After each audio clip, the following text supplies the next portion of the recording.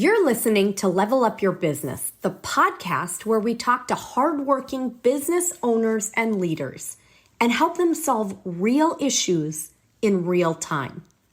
I'm your host, Sara Frasca, restaurant owner, keynote speaker, and business coach. I've spent my career not only in corporate America, but also as an entrepreneur, carrying on my family's legacy through my restaurant.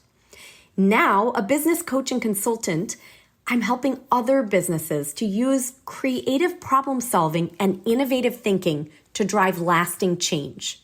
Stay tuned to hear some inspiring guidance that will help you to level up your business. Well, welcome to Level Up Your Business podcast. Caitlin Mahoney, we are so excited to have you here today. We've actually never had a singer-songwriter, and certainly not one as famous as you, so we're excited to have you on today. Thank you for being here. Hi, I'm so excited to be here. Thanks for having me. Oh gosh, it's a pleasure. So Mike Zappone and I, both Point Northeast coaches and just trying to help people really level up their business. Our slogan is kind of up and to the right. We want to make sure that we're taking people in their business along the path, helping to shepherd them through good decisions and leveraging data and all the things like that. And you and I have, kind of a history together here in Ponte Vedra Beach. And so I figured maybe we could start out with just a little bit. I know who you are, obviously, but maybe you could share with our listeners and even to Mike, kind of your past, your business, all of the things that make you you. Yeah, definitely. Well, I'm very excited to be here. And this is just like, I feel like this is my favorite kind of conversation. And I feel like I'm just met you, Mike, but since you roll with Sara, I feel like this is probably your favorite kind of conversation too. So truly just like really excited to do this. And yes, so I am a artist, a singer, and a songwriter. And sorry for the bone chewing. That is my dog, Annie, right on cue. She's like, oh, you're trying to record something right now? Well, I'm going to give you a little Mike in the background. I should have told you this, but Mike and I both have dogs, and we've already told each other, like, we're not locking our dogs out anymore. Like, they're on the podcast too. So you're in great company. I think that's the way to do it, Yeah. I'm sure this time of year. Yeah. The high security this time of year whenever someone shows up at the door. So there's a high probability you'll hear from someone. Yes. Yes. It's, they're doing their jobs. They're like, that's right. And, well, yes. So I write songs and I love to sing.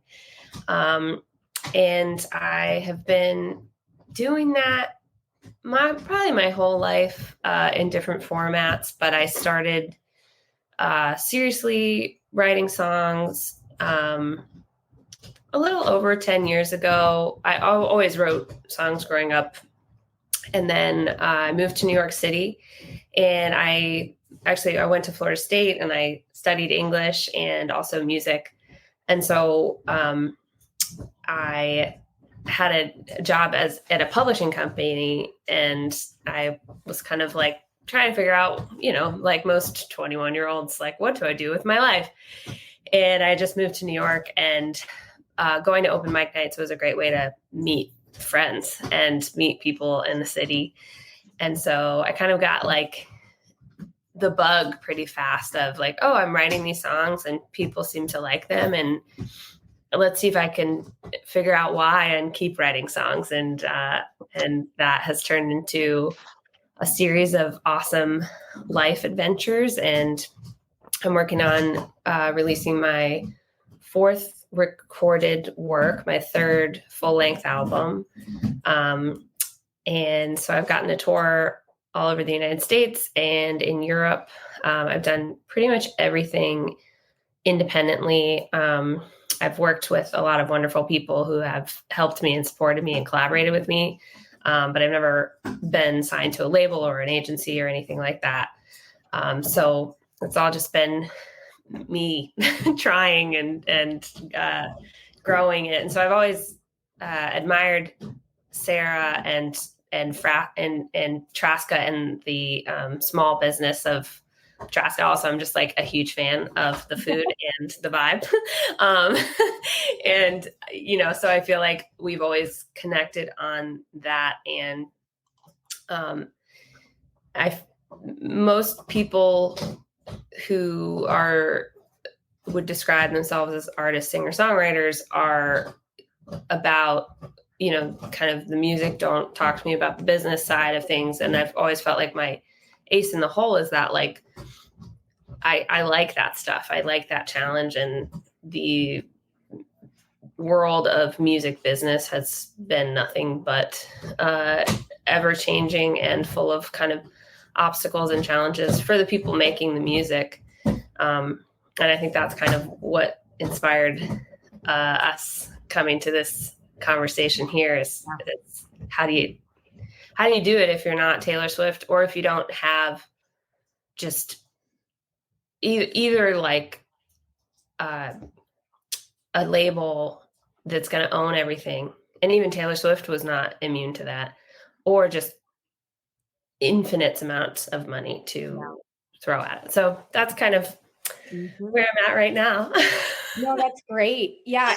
And I, in jest called you the Taylor Swift of Ponte Vedra Beach, which, I clearly there's no one like Taylor Swift, but you are an amazing singer, an amazing songwriter. I think my favorite song is Prison right now. So it just so much heart, so much energy. And I think, a lot of women can really relate to your music. So anyway, so the business of kind of the music industry is something that I don't know a lot about. I've never had access to it. And so as I shared with you, we have like one question for our guests that come onto the podcast. Always been in business. We've always been kind of helping small businesses, growing small businesses, and then helping very large businesses as well. So our question for our guests, which is what I'm going to ask you next, is what's keeping you up at night? We want to help you solve on this podcast in real time. We've not heard your answer, so we both have no idea what you're going to say, but we really want to help you and I think take it to the next level. So what, if you'll answer that question, is keeping you up at night? I love that. I love that question. And this is so cool.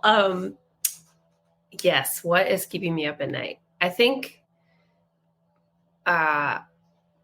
what's on my mind right now is that I feel like I am in the like half time, if you go with the game metaphor of my album release. I've released I'm about to release my 5th single this year.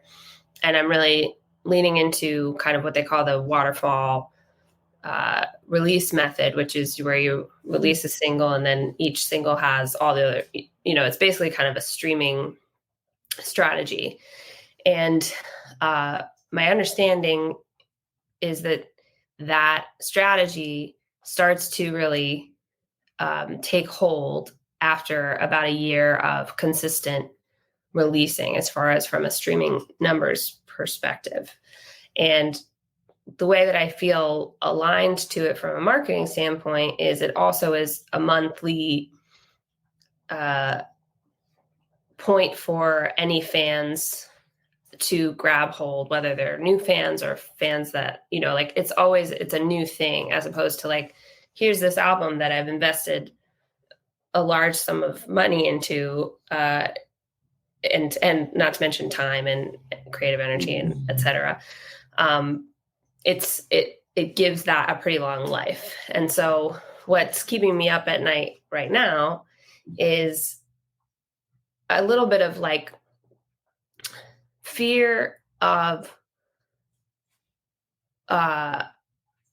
staying the course in an ever-changing technological kind of, it's anybody's game, like especially as it relates to streaming and TikTok and Instagram. And how can I focus in on revenue when I don't actually know, like, so my album is going to come out in the spring, probably around April of next year.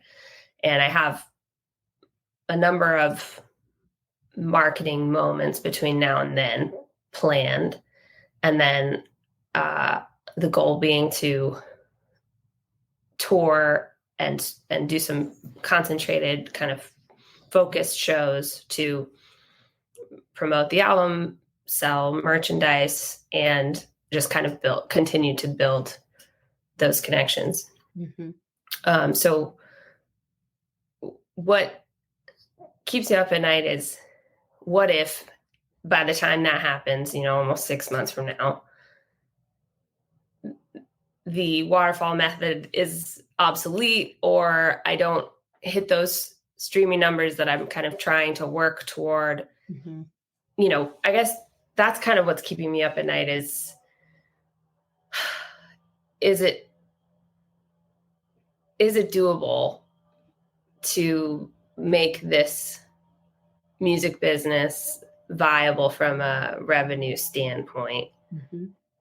when the music industry just seems more and more difficult to kind of break through, I guess maybe is a mm-hmm. word for that.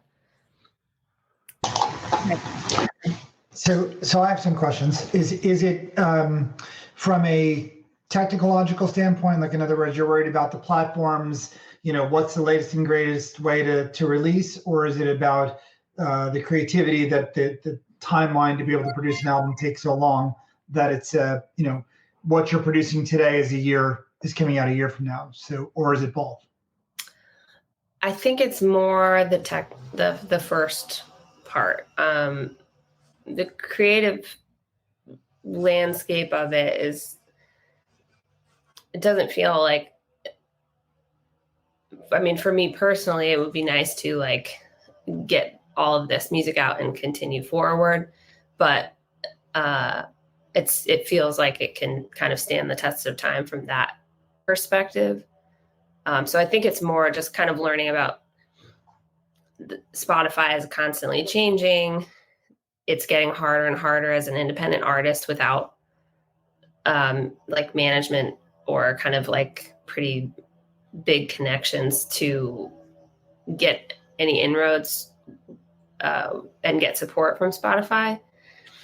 And so the way that I feel like I can do that is by following these release strategies and building. I think something that Sarah and I were talking about leading up to this, and just kind of, I was picking her brain of starting to cultivate a local community and following for my music, and using that as a way to kind of side by side keep these release strategies going and hopefully continue to build the streaming numbers. And so I think it's and I don't know if the analogy would work, but to me it seems like Google and SEO, search engine optimization, and all of those things, they're forever changing the rules of what makes you relevant. And so you're hiring an SEO expert or a marketing expert to be able to help guide you through that ever changing landscape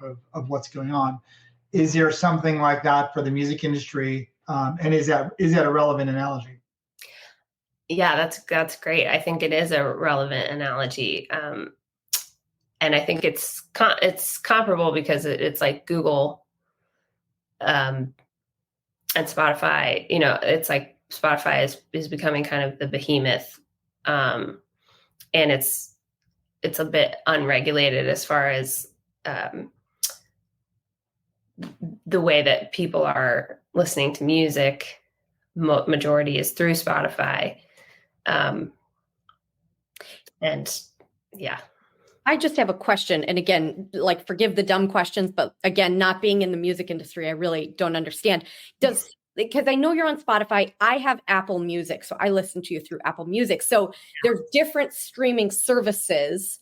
You put your music on that platform, and when someone streams it, they pay you? So, yes. Okay. So there is, yes. So I focus a lot of my my strategy on Spotify only because it seems to be the biggest user, like, of my fan base and kind of like target fan base.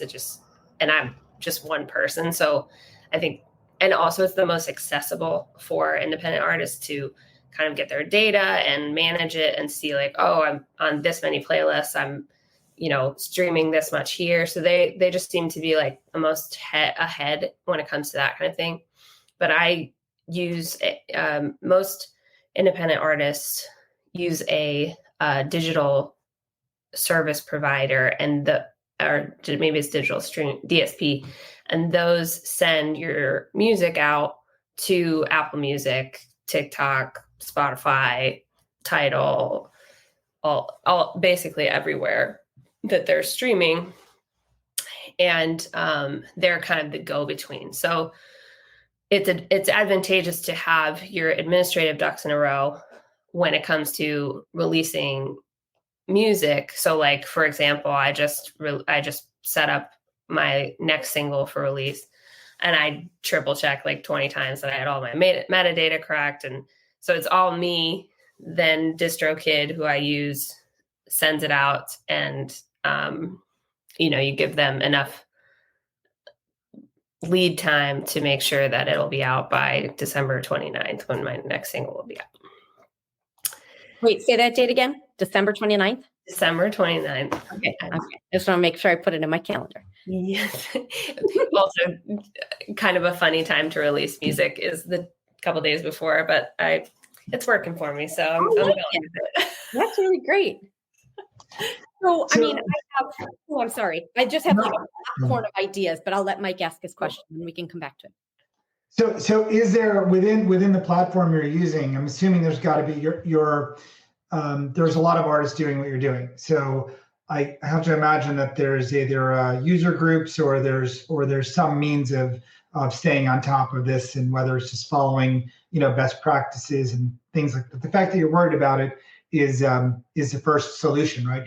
You're not immune to, you're not oblivious to the fact that, hey, there could be an ever-changing landscape that I'm not, that I'm unaware of. So I think, the fact that you're concerned is a really big bonus for you. And the fact that you have the business side of the, being an artist and being a business person it's a rare, scenario. So again, I feel like you have a lot of things on your side for that, but I would source out those sort of user groups and that data, whether there's, online or whatever. There's got to be something out there for your industry. I don't know a whole lot about it. I've been on the other side of the music industry, so I don't know from the artist side.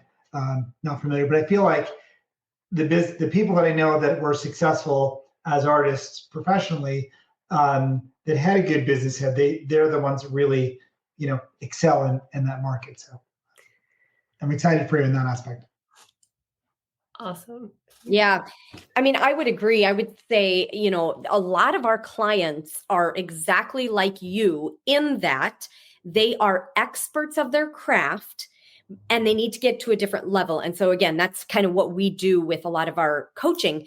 And I love Mike's analogy of the SEO and kind of finding an expert to help you within Spotify, because if that's the venue that is working the best, having the capacity to dial in exactly who you're going after, how you're utilizing it. I mean, I even think of like, in a brand's digital marketing strategy, you're going after specific targets.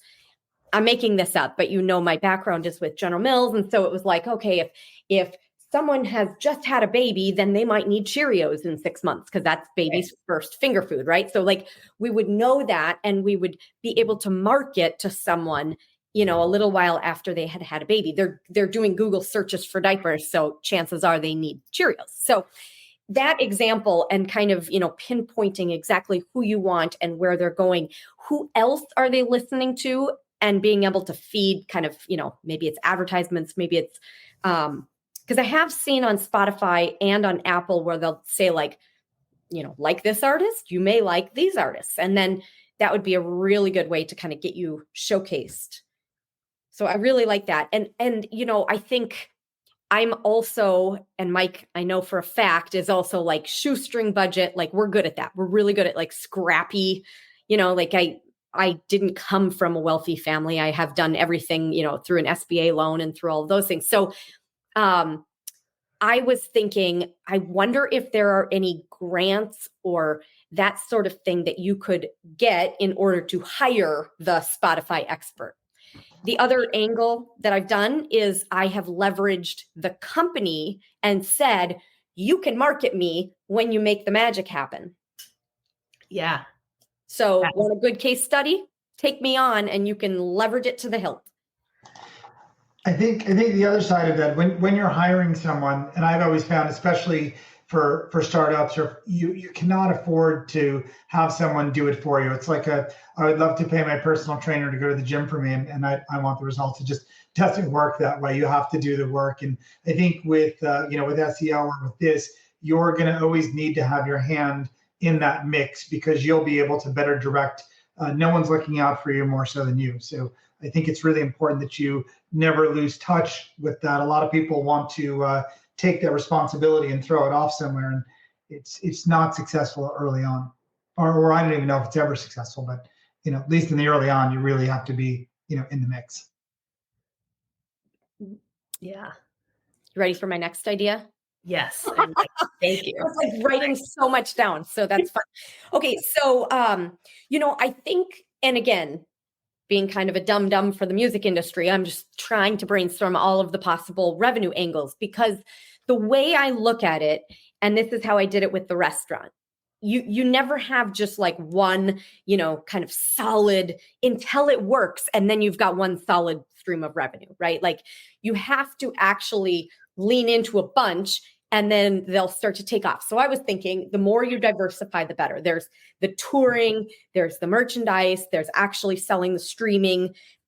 There's like maybe some, I'm thinking like corporate shows or focus shows for like a birthday or whatever for like different people. And then I was thinking, could you do some custom music? Because one of the things, and this type of stuff always makes me chuckle, and I think it's brilliant, but like during COVID, I think it was, is her name Hannah Wadsworth that was in Ted Lasso? She would call people and say shame, shame, shame, which was her line in Game of Thrones, for two people that like you would just have her call them and say it. But you had to pay her because, again, like during COVID, we were like all, starving artists. So, or not me, but the artist community. So I don't know if there's like a custom angle, but I do have a funny story for you. I love that. A quick tidbit. So there's this little business out there called Songfinch. I don't know if you've seen it. No. All right. So it came across my Instagram and it dragged me in. I mean, I was all in because there was this wife and this husband, and she made him a custom song, and he's driving, and he's listening to it, and he's crying. And it's so fun, so meaningful. And it was like all about their life. And he looks over and he's like, this is us. And so I was hooked. And I was like, this is the perfect gift for my anniversary for my husband. So I go on to Songfinch and I pay $200. I'm kind of embarrassed about that part. But anyways, I was like, this is the perfect gift, like the crying and the like, oh my gosh, he'll know how much I love him and all those things. So the song comes back and it's based off of everything I wrote. And it is so bad. I mean, so bad, so bad, so bad. I literally cannot tell you how bad it is. It's like that bad. And I mean, I was horrified, and I emailed them right away. And I was like, this is awful. This is not what I wanted. This is like the most worst. Like, I don't want this. I don't. And they were like, hey, we'll give you a code to get $100 off your next song. And I was like, what? You're going to make me pay more to get another song? Like, they wouldn't help me at all. My point is, I told my cousin, and my cousin is a theater artist. She's an actress. And she was like, well, what did you expect? $200, and you thought you were going to get like Taylor Swift, like, duh. But I was like, oh my God, it was a lot of money. Like I thought, so my idea for you is custom music, because you could actually do it right. And you can charge $200 because PS, I think they used AI, and it's awful. That is wild. Yeah. I love it. What do they think of the song, by the way? Wait, say that again. What did he think of the song? Did he love it? John? No. Yeah. He told me to turn it off. It's that bad. My kids, I mean, like everyone who has heard it makes fun of it because it's that bad. I'll send it to you. It's that bad, guys. I'll put it in the notes for the show because it's worth a listen. That is so, I can't wait. That's like an idea of like, could you post and do like an online business where you would make a custom song for someone and maybe it's $500 and they get another version if they ask politely, like, hey, can you change this to this? And then you're like, no problem. Like that. Yeah. I guess I've always only thought of those in context of like, I've done a lot of crowdfunding for, like different records over the years. And that was one of the, you kind of like, if you pledge a certain amount of money or donate to the Kickstarter or this amount of money, you get those kind of things. But I've never really thought about just kind of like offering it. I think that could be interesting.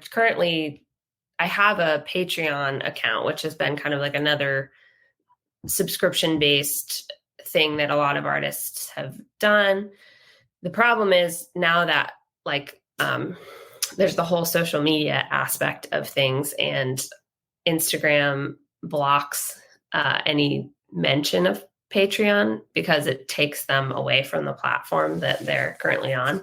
So there's that whole thing too, which I'm sure is probably a thing that your clients have come up against, is just kind of constantly the reinvention of how social media is used and,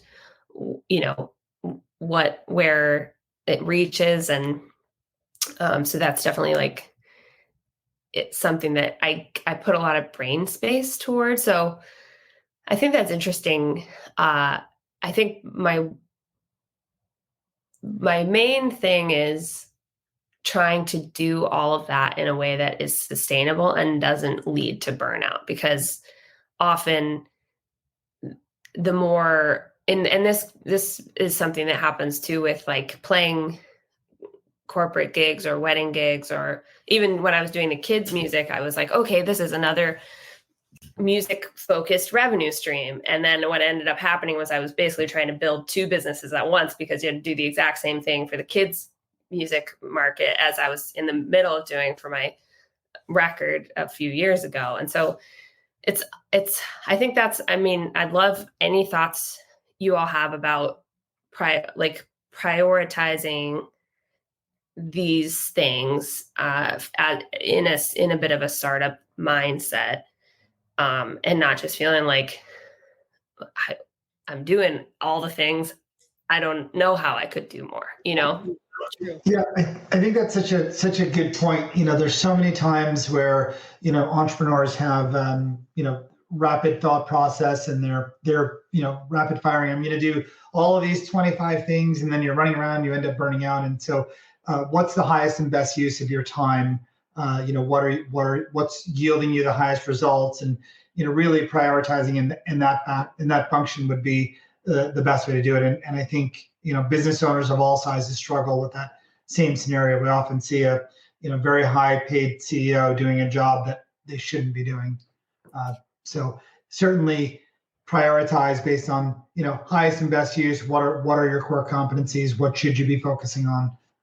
That's and be really conscious of those distractions and not worrying about issues that you don't have. In other words, we did a restaurant, and as we're building out the restaurant before it even opened, they're like, oh, we have a capacity issue. We need more seating. Like, we've not seated a single person, and we're ready to expand, and triple our overhead. So things like that are the slides that entrepreneurs have a tendency to go down.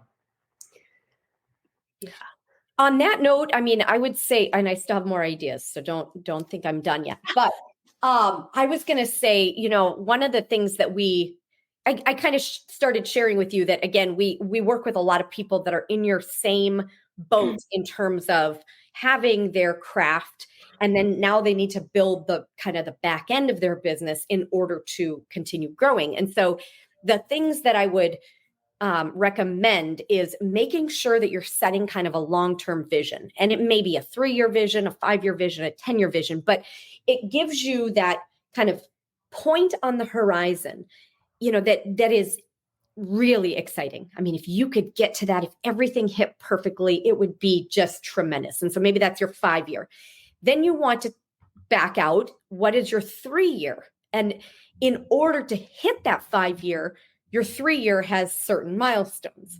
So if your revenue target is, $1 million in 3 years or 5 years, then maybe it's $500,000, because presumably it's probably a little bit more exponential than just a straight line up. But anyway, the point is, what is the 3-year? And if, that's 3 years, then what is the 1-year mark? And then once you set your vision for the year, like what is your 2024 vision? Now you start to chunk it out into the quarters. And so what do I need to accomplish? There you go. Amazon driver. My mom's going to be murdered, says Lucy. Setting up those quarterly increments. What do you need to do from a marketing perspective, from a finance perspective, from a, again, kind of networking or, all of these different tools. And that becomes a little bit of a roadmap where you've got bite-sized components in order to get to that huge vision. Yeah. And I think what that does is so many people just survive their day. Very few people come in and say, this is my day today. Their day is defined for them. So, with that plan in place, you have all the action steps. This is what I need to do this week, which is going to keep me on track for not only 1 year, 3 year, and 5 year. Like, here's all the action steps. And so I'm going to do this today, this tomorrow. It's like, breaking it down into small, achievable steps. And it also feels good when it helps with not burning out, because I accomplished these 5 things that I need to accomplish, and now I can move on. So, that level of planning is highly successful. Even something we keep having to trade off because our mics, I know sometimes they reverberate, but sometimes it's little steps, even like the networking one that I mentioned. And that's one where, even someone who is building a business and doesn't have the sales background, they need a reminder. Like this is an important part of every single day. You need to carve out 10 minutes or an hour to literally pick up the phone and say, hey, haven't talked to you in a while. I'm thinking about you. How are you? This is what I'm doing now. How are you? What are you doing?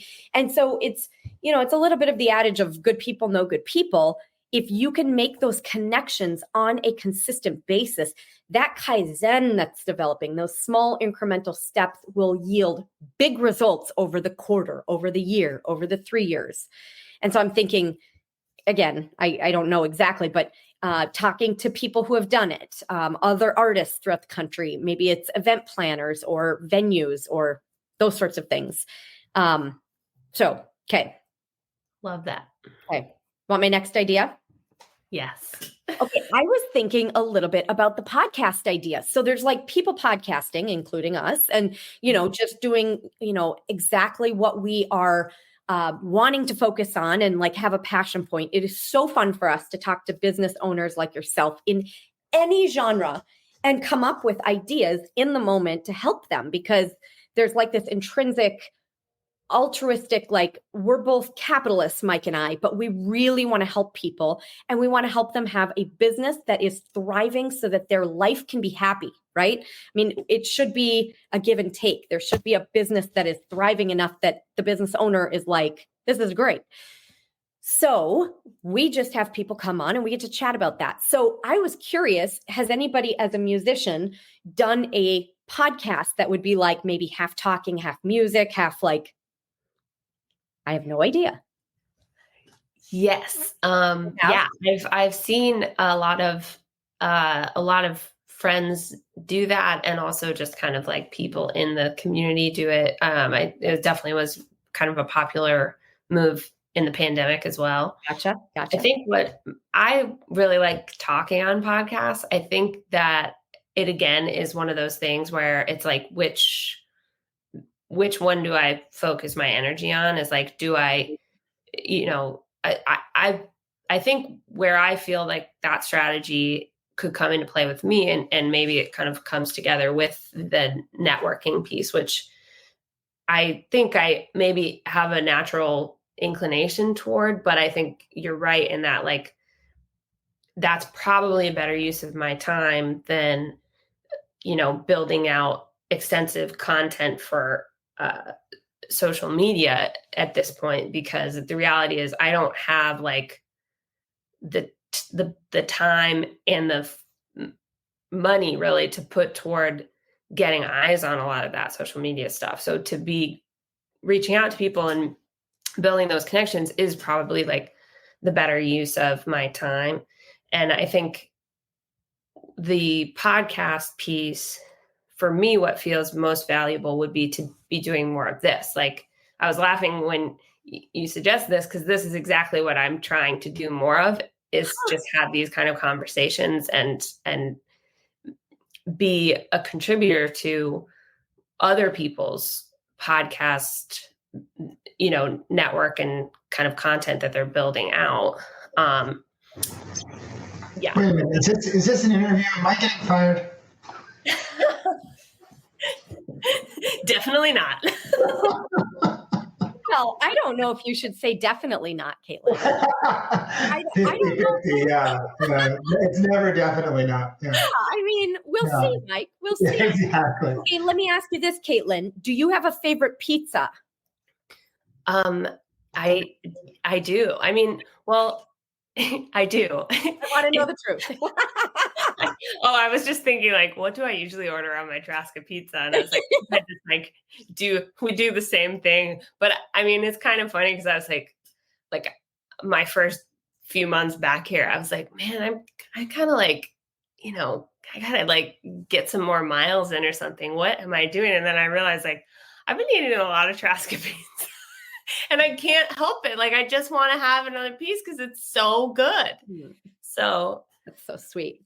So Mike and I travel all over, and we go to our clients' locations and we meet with them and we do strategic plans and those sorts of things, and then do speaking.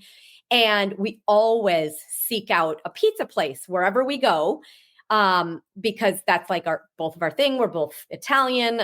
We've both owned pizza restaurants. So okay, so you and Mike should talk, because I know you lived in New York, you lived in LA. Tell us your favorite pizza places from those areas. Yeah. Okay. Yes. Let's see. My favorite.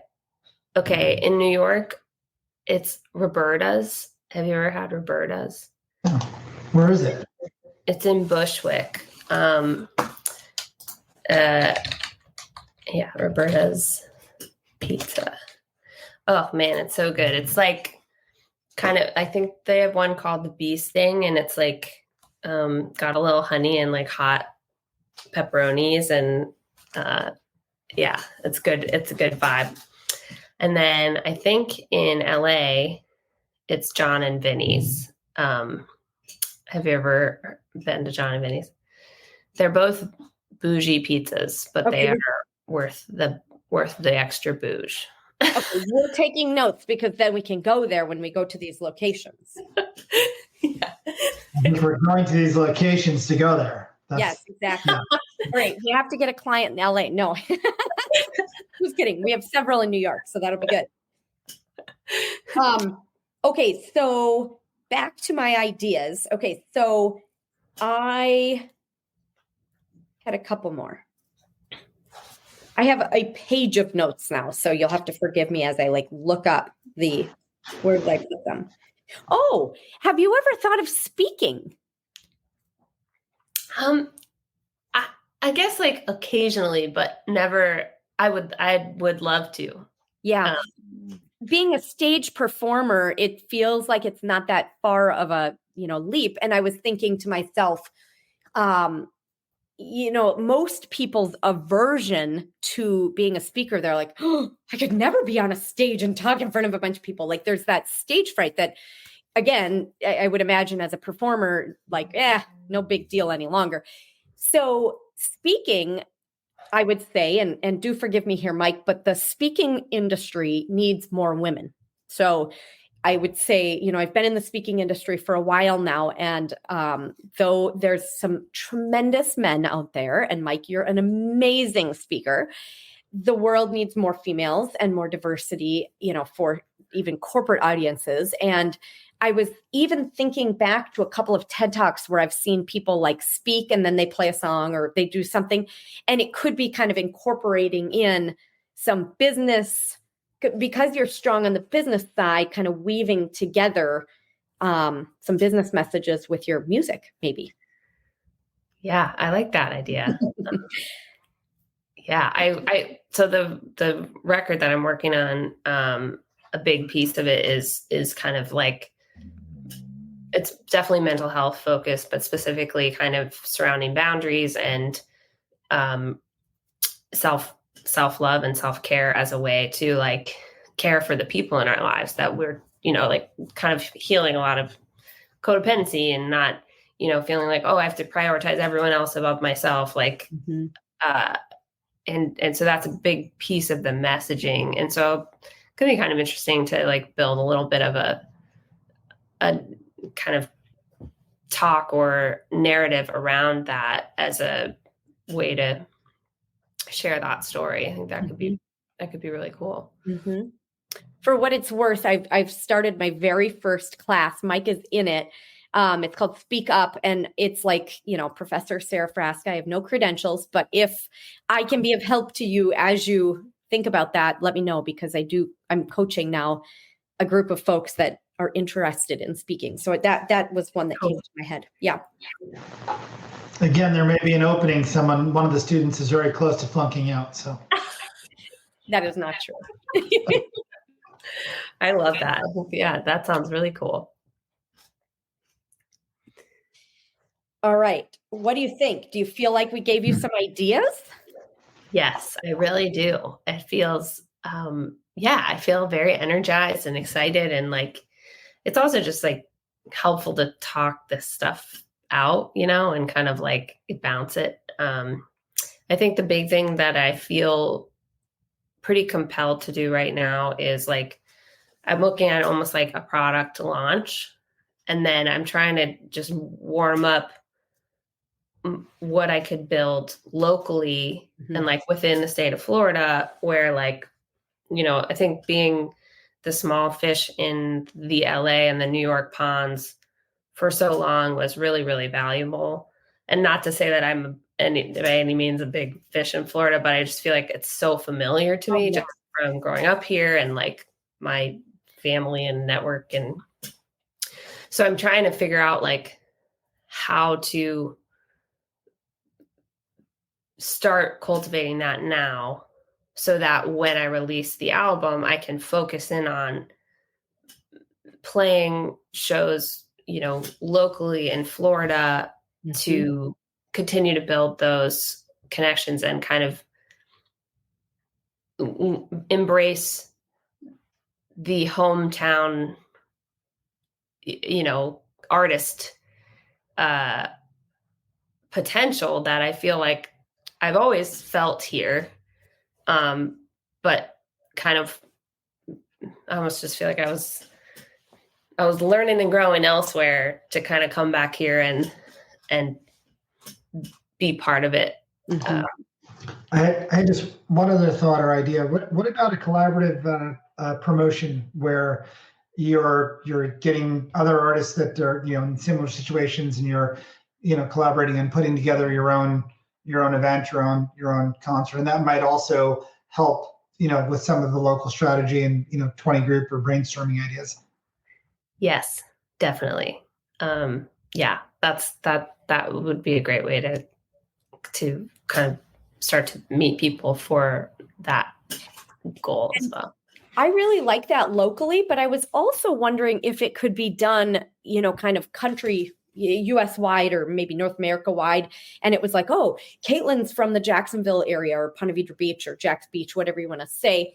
And then there's so-and-so from Oklahoma City and so from Denver. And you make like an alliance of similar like-minded artists where you're sharing maybe at that point, hey, who are you using for social media? And what did you do about this? And how do you use Spotify? And maybe there's even an event, you bring everybody together and you bring in a Spotify person to tell you how to leverage it. What's the latest tips? And I have no idea, but I liked Mike's idea. And I just wanted to say, I like the local, but I also like perhaps finding people throughout the country that you're not like competing with. Yes, definitely. Yeah, and I think you're not even limited by the country. It could also, it's an international community. You can take that as far as technology will let you. You were just trying to one-up me. Intergalactic. We're going intergalactic. I was thinking you should bring people in from Mars.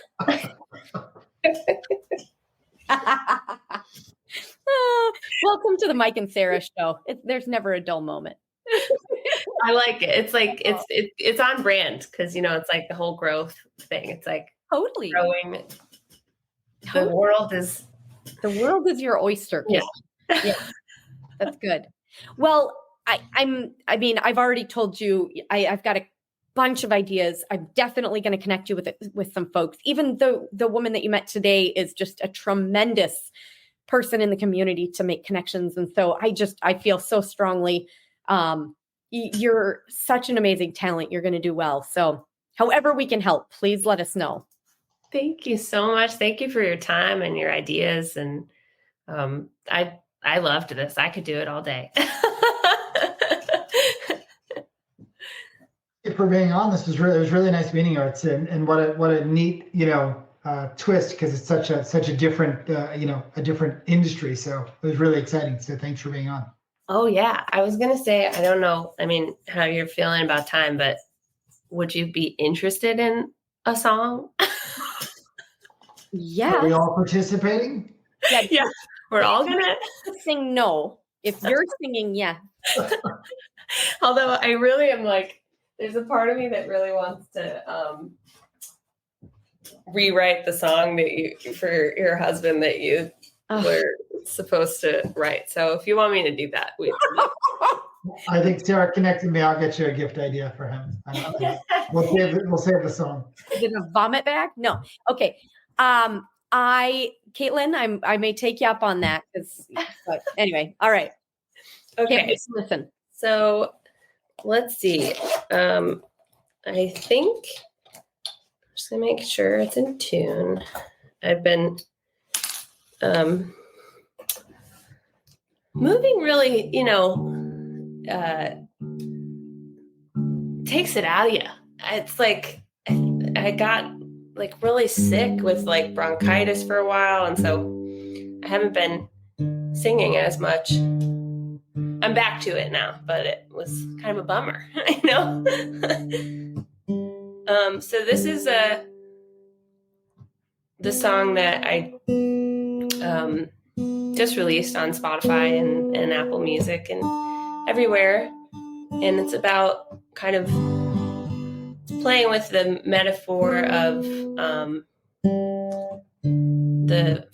seeing the forest through the trees, and how it's always easier to see other people's forest than it is our own. And so it's kind of a love letter about anybody who's in the middle of their own forest, and also anybody who is trying to cheer somebody on and love them alongside, a tough part of their journey. And so it's called Forest. And let me know if the sound is okay. I know sometimes with these it's a little, we'll see how it goes. Here we go.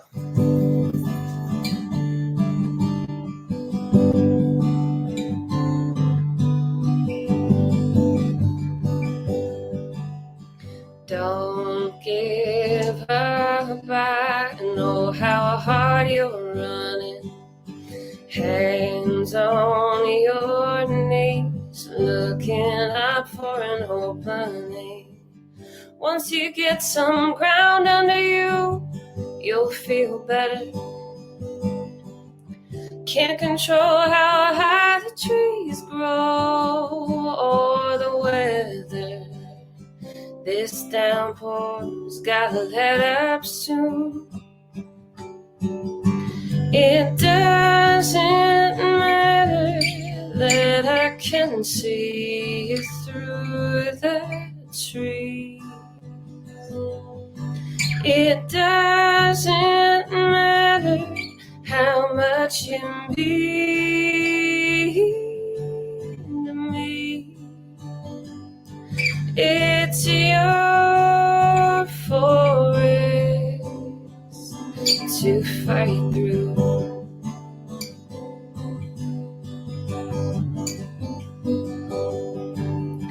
If I could, babe, I'd come to your rescue.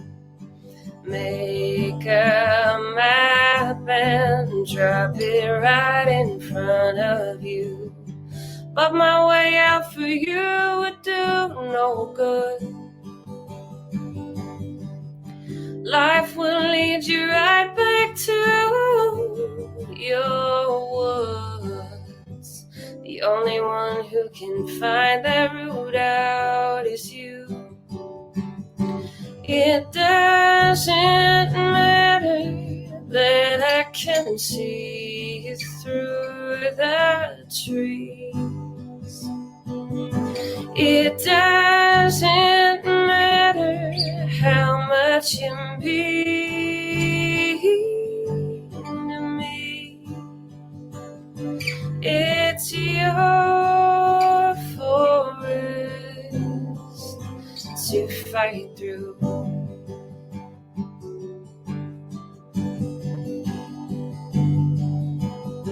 Seasons always change. Falling leaves bring new space. Maybe what you need is to sit and wait.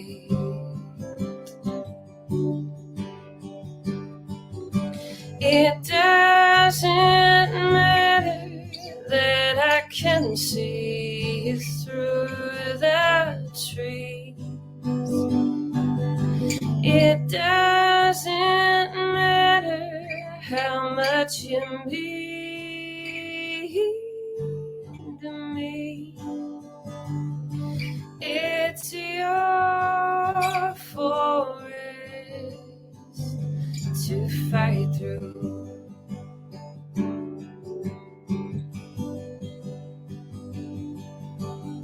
Seasons always change. Falling leaves bring new space for you to see.